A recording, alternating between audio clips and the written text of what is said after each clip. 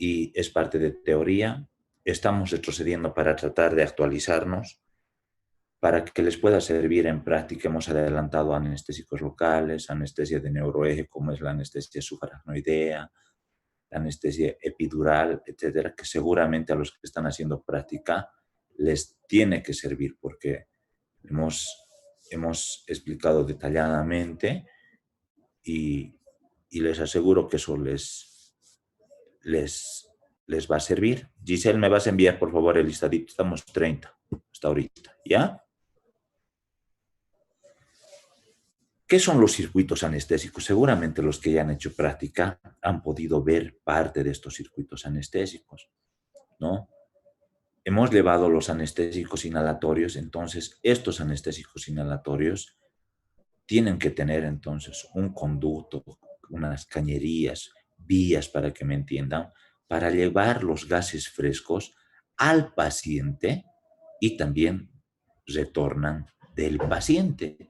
Entonces constituyen todos esos elementos que permiten entonces esa conducción de gases y vapores, ¿no? También se dice que es un medio a través del cual se establece el intercambio de gases respiratorios con el exterior, ¿ya? Que eso lo hemos explicado también, que es la interfaz entre la máquina de anestesia y el paciente en el que se convierte el flujo continuo proveniente de la misma. ¿Qué, o sea, vamos a recordar dentro de estos circuitos anestésicos?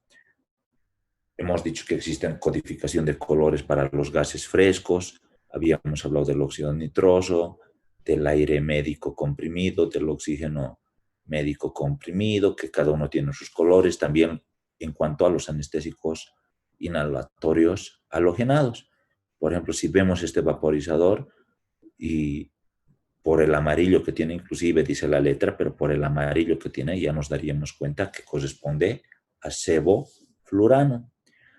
Estos dentro de la máquina de anestesia existe entonces una serie de circuitos, pero externamente también desde un vaporizador o desde la misma máquina de anestesia existen estos tubos corrugados que se llaman. Los tubos corrugados, ¿ya? Son a través del cual entonces va a pasar esos gases frescos, los gases frescos. Estas bolsas de reservorio son de caucho o de goma que tienen tres funciones. No se olviden, chicos. Por eso se llaman bolsas de reservorio. Son reservorios de dióxido de carbono, sirven para ventilar manualmente al paciente y tercero, sirven para monitorizar la función respiratoria.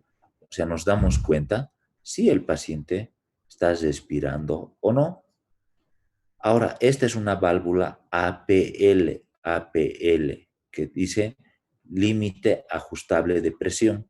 Entonces, girando a la derecha podemos tener mayor presión, girando a la izquierda menos presión, para que nosotros podamos ventilar manualmente.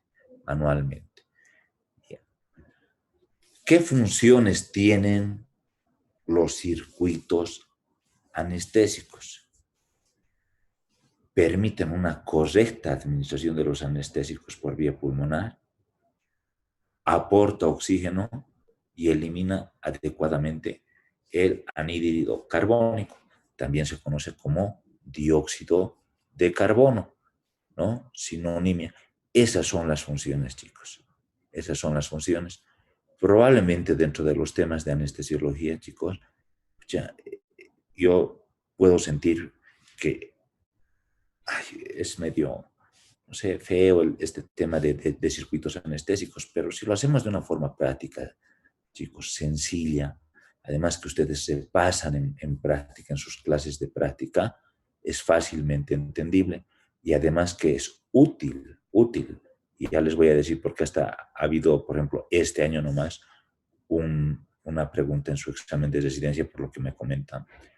Existen entonces unos circuitos semiabiertos. Este es el famoso Bain, o Bain llaman otros, que es una modificación del Mapleson-D.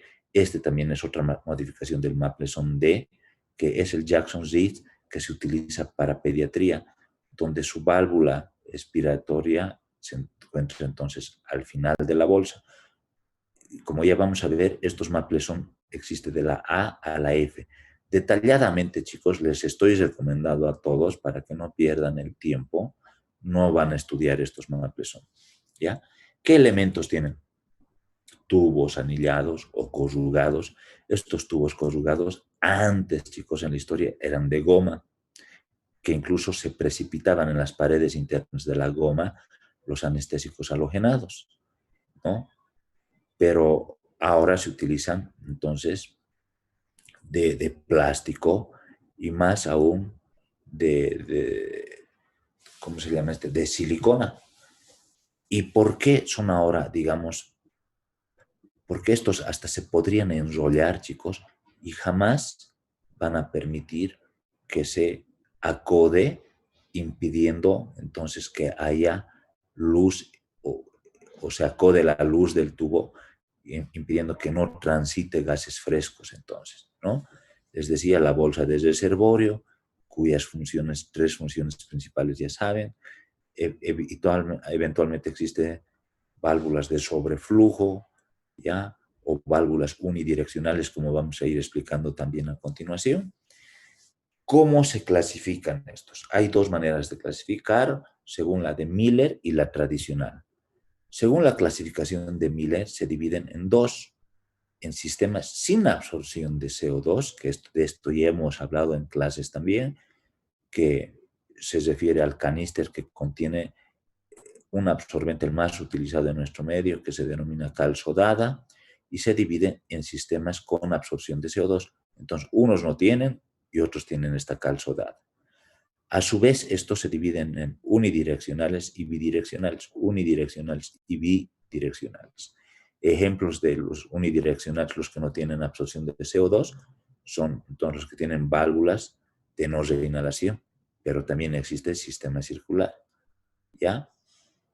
Mientras que los bidireccionales tienen el reservorio aferente y reservorio eferente. Dentro de estos está el sistema de Magill o Mapleson A, ¿ya? Y está dentro de los eferentes el Mapleson D, E, F y el Bain, que hemos dicho que es una modificación del D. Mientras que los que tienen absorción de CO2, el más utilizado, por eso lo vamos a estudiar un poquito en detalle, es el unidireccional, ¿ya? El circuito circular. Y los bidireccionales, que le llaman el sistema de vaivén. Esta es la clasificación tradicional o antigua que podríamos decir. ¿Ya? Se clasifican en abierto, semiabierto, en semicerrado y cerrado. Incluso el abierto ya lo hemos visto, lo hemos estudiado en el tema de historia. Prácticamente ya no se utiliza. Y entonces tienen ciertas diferencias, ¿no? En cuanto a la bolsa de reservorio, no tiene el abierto, el resto semiabierto, semicerrado y cerrado sí.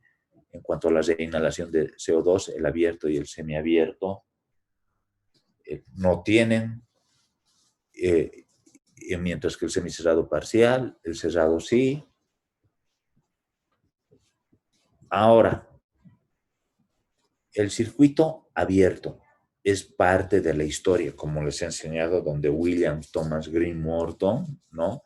En 1846 dio la primera anestesia, que él era odontólogo, hacia el público, ¿no?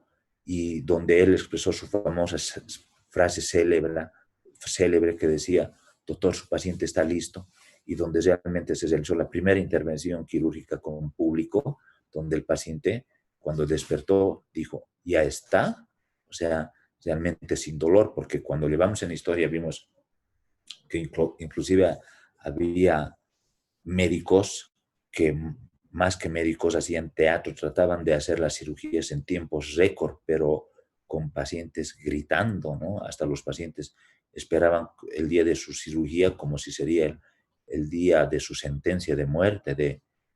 Entonces, miren, ¿qué usaban? Rejillas metálicas que contenían entre 6 y 12 gasas, ¿no? ¿Y cómo administraban entonces el anestésico. Acá el líquido para que en forma de vapor y con el aire en mezclas pobres, entonces el paciente absorba. Y eliminaban, como ven, aire pobre en oxígeno, ¿ya? Y obviamente con dióxido de carbono. A propósito de esto, hemos dicho que nosotros cuando inspiramos, el aire tiene oxígeno, que está alrededor de 21%. Y cuando nosotros expiramos para rescatar, por ejemplo, un paciente cuando hacemos respiración boca a boca, nunca se olviden, chicos, tiene 16 a 18%. Vean, cantidad suficiente como para rescatar la vida, para rescatar la vida. Entonces, miren, alguna vez si ustedes van a Boston, hasta con parte dirán, no, yo no soy anestesiólogo, pero es importante como historia, como saben que la historia es una gran semilla para el conocimiento. Entonces, así fue. Entonces, como realizaban en estos ambientes, estos quirófanos que antiguamente los denominaban como anfiteatro, ¿ya? Posteriormente, miren cómo fue evolucionando. Ya hacían con máscara, ponían entonces este conector que se le llama la T de aire, donde iba un tubo, entonces el corrugado, en esos tiempos de goma, y otra parte, una conexión que tenía para administrar oxígeno. Así fue evolucionando. Hasta que hasta muchos años atrás se utilizaba el circuito semiabierto. Les puedo decir, chicos, que yo también he utilizado, pero que en la actualidad no. Por eso no les voy a exigir que ustedes estudien qué es un Mapleson A, un Mapleson B, un Mapleson C, D, E y F. Mapleson se denomina hasta la E, chicos, en honor a su autor, porque fue quien, o sea, más que descubrir, creó estos. En cambio, esto con William, entonces fue el DF, pero en general, inclusive al DF se los conoce como Mapleson. Entonces, mínimamente tienen que saber ustedes, chicos, que existen los Mapleson A, B, C, D, E, F. Y si cuando hagan práctica, ustedes que hacen con otro docente, no me hagan quedar mal, que sí conocen, pero también hay que decir que no se utiliza en la actualidad. No se utiliza en la actualidad. Máximo el D modificado que se denomina el de Bain y el que para pediatría, el de Jackson Rees. El de Jackson Rees que les he mostrado. Todos varían, miren. Por ejemplo, el AD, su entrada de gas fresco es entonces posterior a la bolsa, su sistema de eliminación está cerca a la máscara, diferente al B, por ejemplo, que su sistema de gas fresco, a diferencia, miren, está al inicio, al lado de su salida de gases. Entonces, esa es la diferencia, como ven en las imágenes, pero no es necesario que lo sepan en detalle, chicos, ¿ya? Obviamente, si hay alguno interesado, lo puede hacer, pero no es necesario. Ahora, dentro de los circuitos, le decía, esto sí, el más utilizado, tengan la especialidad que tengan, cuando entren a un quirófano, es bueno tener conocimiento, ¿no? Y más si estamos en la asignatura, en la cátedra de anestesiología, entonces tenemos que aprender y ojalá les quede para la vida, porque si son neurocirujanos, cirujanos cardiovasculares, cirujanos generales, etcétera, para que se den cuenta y tengan de verdad conocimiento para poder interactuar con su anestesiólogo. Porque siempre yo les comento a ustedes, la anestesiología es una ciencia que sabemos, o sea, los anestesiólogos, mucho de todas las especialidades, porque es nuestra obligación saber fisiología, fisiopatología cardiovascular, ¿no? Neurológica, hepática, renal, etcétera. Pero el resto de los especialistas saben muy poco de anestesia y por eso también la denominan como la ciencia oscura. En este sistema, en el circuito circular, existen entonces varios componentes. Entonces, a tener en cuenta, chicos, ¿no? Que ya también cuando hemos estudiado anestésicos inhalatorios hemos hablado. Tenemos entonces el recipiente de CO2 que se denomina caníster. Así llevan las máquinas de anestesia. Que estas, la mayoría, estos canísteres son, o sea, canísteres que se van lavando, ¿no? Pero les voy a mostrar también, hay otros que vienen con la cal sodada patentada. Empieza ahí. Luego de eso está la entrada de gases frescos, la entrada de gases frescos. Entonces, principalmente constituye el oxígeno, ¿no? Un oxígeno comprimido. También está el aire médico comprimido, el aire médico comprimido. A diferencia del aire atmosférico, el aire médico comprimido tiene 22%, chicos, eso también les he explicado. Y podría también ya venir en una entrada un anestésico puramente gas, que no es líquido, que les he dicho que estos se dividen en gases y líquidos, es los anestésicos inhalatorios. Dentro de los gases, el óxido nitroso, que en otros países utilizan, que tiene un color azul. Habitualmente, en los quirófanos modernos del mundo, estos son de origen central, pero pueden haber los cilindros o tubos que llamamos, que saben ustedes la codificación que tienen, el aire amarillo, el oxígeno verde. Pero si es a nivel central, sus mangueras que llegan hacia la máquina también tienen ese código, esa coloración. Dentro de la máquina está la válvula, ¿no?, unidireccional inspiratoria, el tubo y la válvula. Salimos de la máquina, es lo que les he mostrado, esos tubos corrugados, que está la parte inspiratoria, va a llegar entonces a una conexión en Y, que esto va a ir hacia la máscara del paciente, a la máscara del paciente, ¿ya? Luego retorna también parte de los gases, parte del gas fresco inspiratorio, pero con CO2, porque el paciente sabe a nivel pulmonar va a eliminar dióxido de carbono. Entonces entra a las cañerías, entonces a la máquina, que es la válvula unidireccional expiratoria, y va a ir hacia el caníster, donde está el absorbente de CO2. El más común de nuestro medio se denomina cal sodada, cal sodada.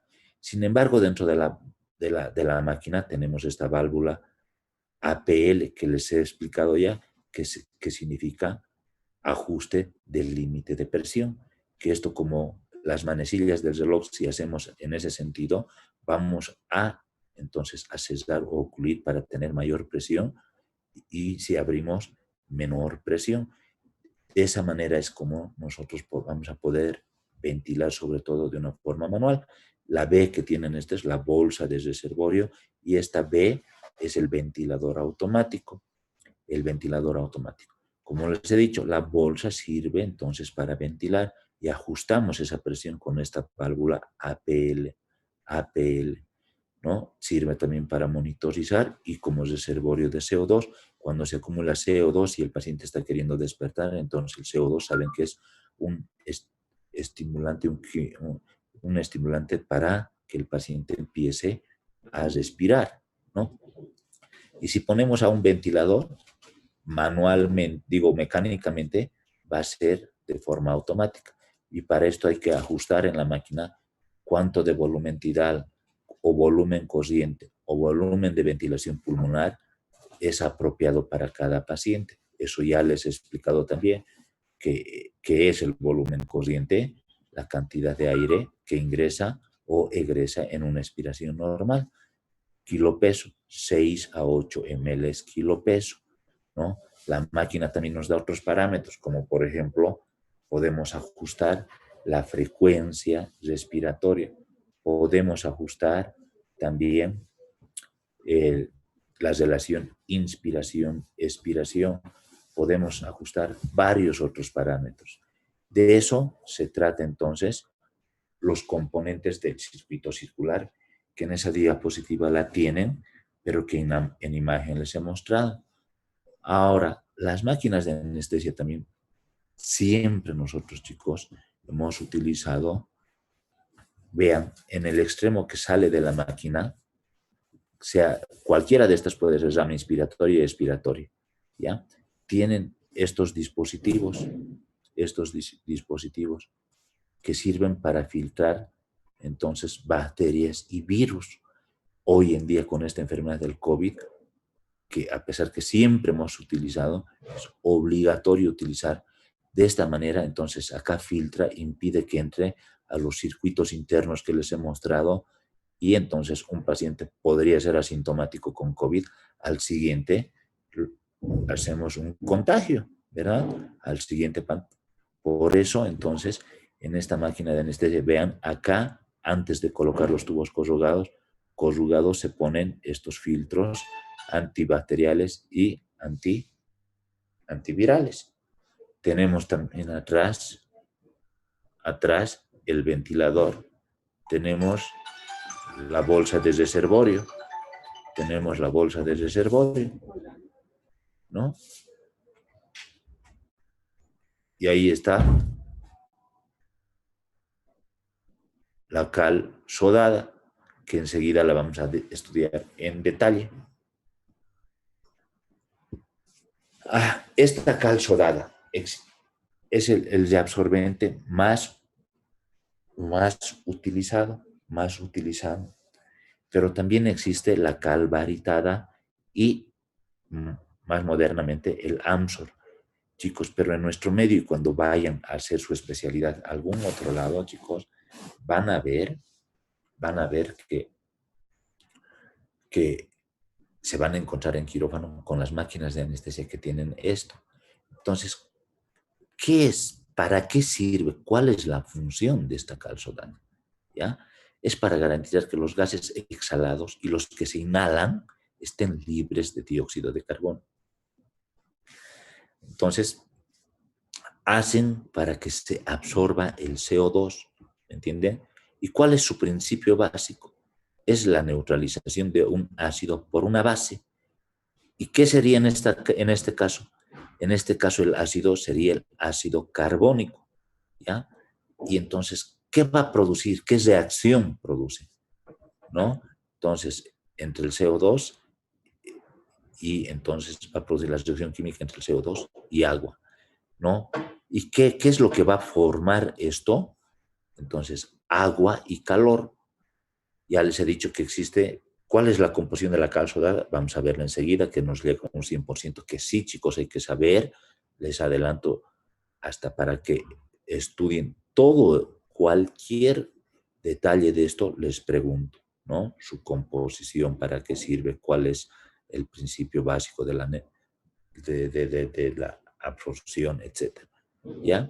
La cal sodada tiene entonces varios componentes. Dentro de esos tiene hidróxido de calcio, su máximo. Es lo más que hay. Luego, agua, hidróxido de sodio y de potasio. Entre esos hacen 100. Ahorita vamos a ver que tenemos calcio 80, agua 15, sodio 4, potasio 1.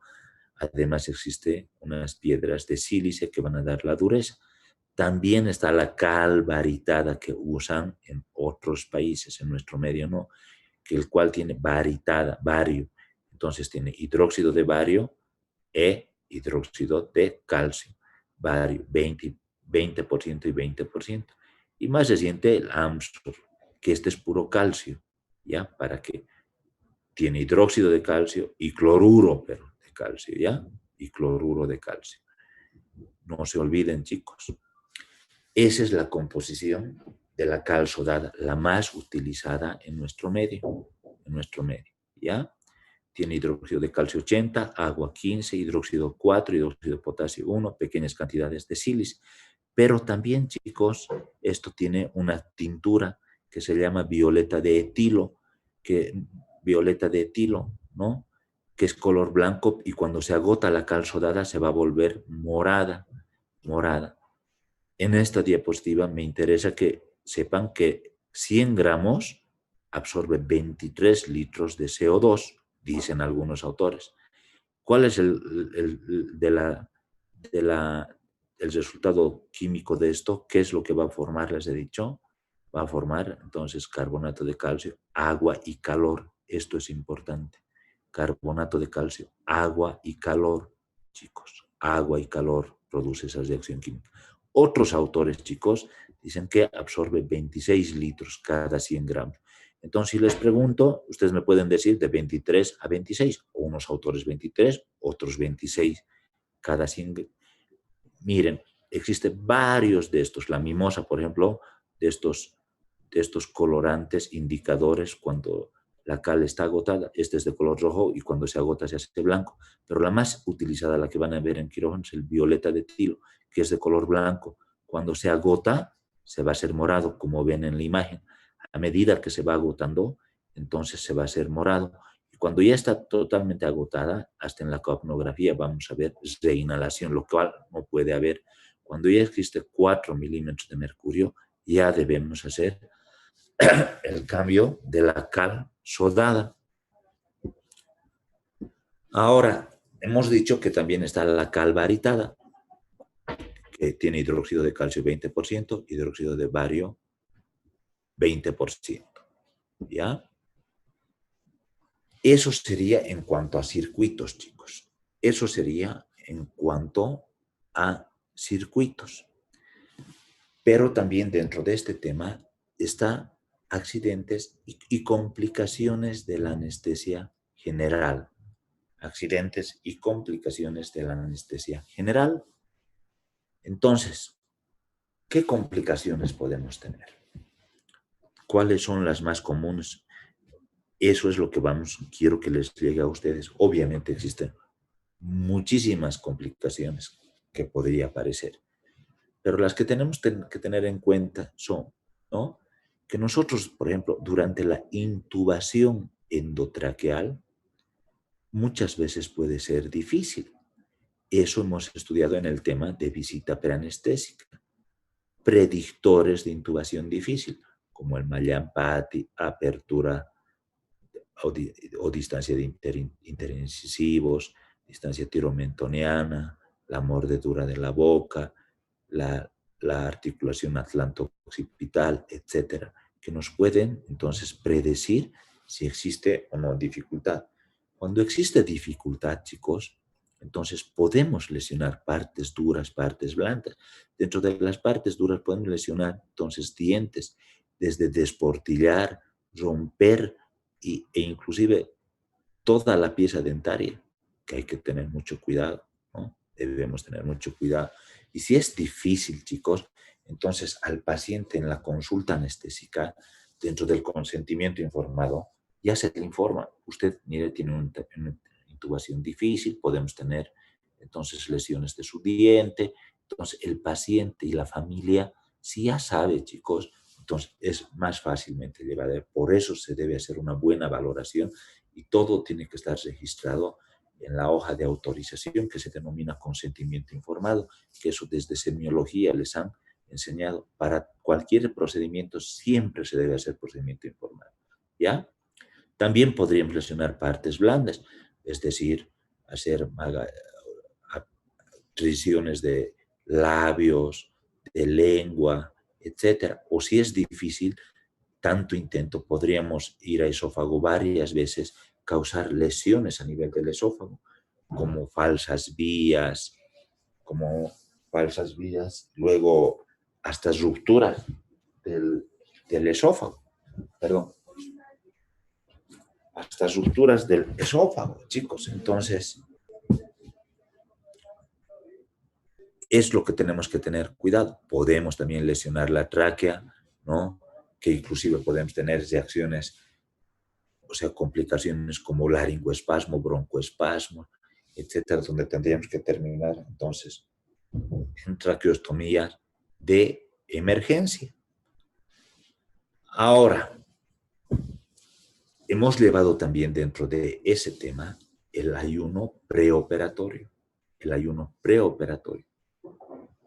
Aún estando el paciente con el ayuno correspondiente, con las horas correspondientes, puede haber la posibilidad entonces de que haya paso de contenido gástrico entonces a la vía respiratoria al empezar en la inducción de la anestesia, empezando la anestesia. Es como anoche, chicos, o sea, han debido ver un video famoso, de ese motociclista, ese accidente de ayer en el Face. Anoche lo hemos operado realmente un paciente con shock hipovolémico terrible y que en la noche seguía ebrio.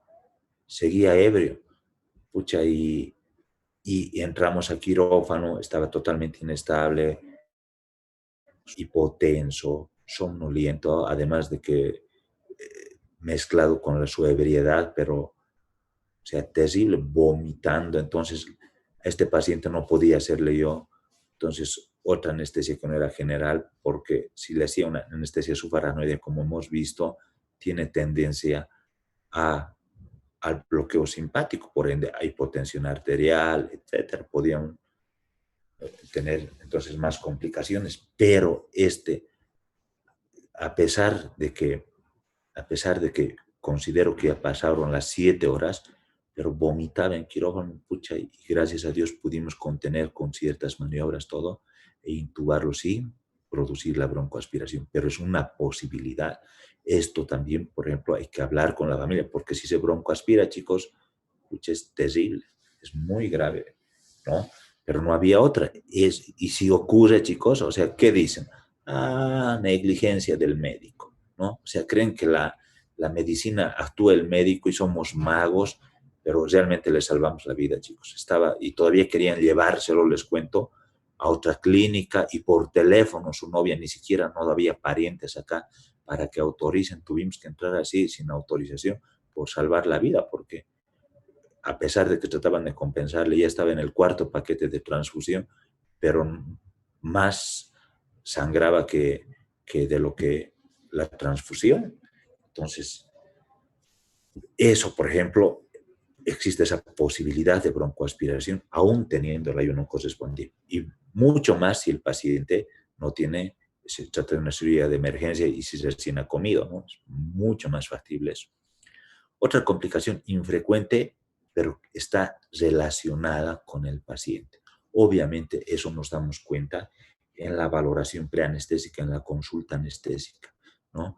Como les he dicho, esta es una valoración integral. Valoramos corazón, pulmones, riñones, todo, pero dentro de las más comunes tienen el paciente ciertas afecciones cardíacas, ¿no? Que pueden tener arritmias, infartos previos. Cuando son menos de 3 meses es la probabilidad mayor de que se vuelva a infartar. Si tiene mayor de 6 meses, existe la probabilidad de que se infarte nuevamente, pero con menos posibilidad que una de 3 meses. Pueden tener arritmias que pueden llegar a arritmias de paro, ¿no? Que sí pueden llegar entonces estas, no sé, coronariopatías, por ejemplo, a producir un infarto intraanestésicamente. Todo estas, lo que tiene el paciente, hay que comunicar a la familia, porque son posibilidades, complicaciones latentes que puede ocurrir. Hemos estudiado cuando hemos visto anestésicos halogenados que puede presentar la hipertermia maligna. Saben su nombre, le dicen maligna, que puede llevar a la muerte, ¿no? Son difíciles. Si nos toca eso, es prácticamente un paciente que difícil recuperarlo, que hay que enfriarlo hasta con hielo. Saben que su droga de medicación en la hipertermia maligna constituye el dantroleno. Y también podemos tener complicaciones menores que hay que comunicar a la familia. Desde canalizar una vena se puede el paciente infiltrar, entonces, y tener entonces ese tipo de complicaciones. También hemos visto que podría presentar el paciente náuseas y vómitos. Por eso es importante, inclusive antes de inducir, hacer ya la prevención, hacer el tratamiento de náuseas y vómitos. No es solamente administrar un medicamento, hay que conocer la fisiopatología y atacar todos estos, al menos con 3 medicamentos, ya podemos entonces prevenir o de que estadísticamente sea muy poco frecuente. Entonces se hace el tratamiento. Puede también el paciente tener dolor de garganta y eso está relacionado con la intubación endotraqueal. También en la visita preanestésica hay que decirle que podría llegar a tener dolor de garganta, ¿no? Que con o sin medicación va a pasar en 2 días.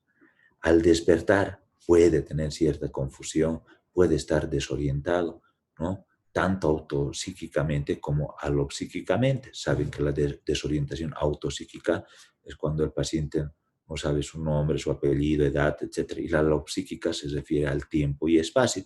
Pero gracias al advenimiento de los nuevos anestésicos, el despertar de los pacientes es mucho más rápido y de una forma, o sea, súper, súper, súper, podríamos decir, consciente. Puede haber dolores musculares, sobre todo cuando son incisiones grandes, manipulación de músculos, o como vamos a ver en el siguiente tema, cuando administramos un relajante muscular que se denomina succinilcolina, lo cual hace que exista mayor dolor. Y finalmente, chicos, puede haber escalofríos, puede haber hipotermia, por eso también está de moda la preanalgesia, está de moda el pre-tratamiento de náuseas y vómitos, evitar, o sea, la prehipotermia.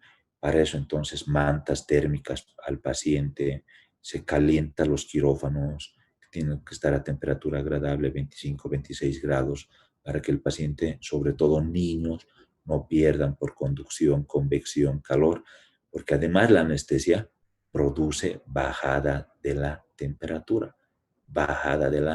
temperatura. Entonces, eso sería, chicos, en cuanto a este tema. Si tienen, por favor, miren, es las 9, es que tienen clases, entren a su clase, cualquier duda a través del WhatsApp. ¿Ya? Por favor, les pido. Con eso concluimos. Que les vaya bien, Giselle, espero el listado.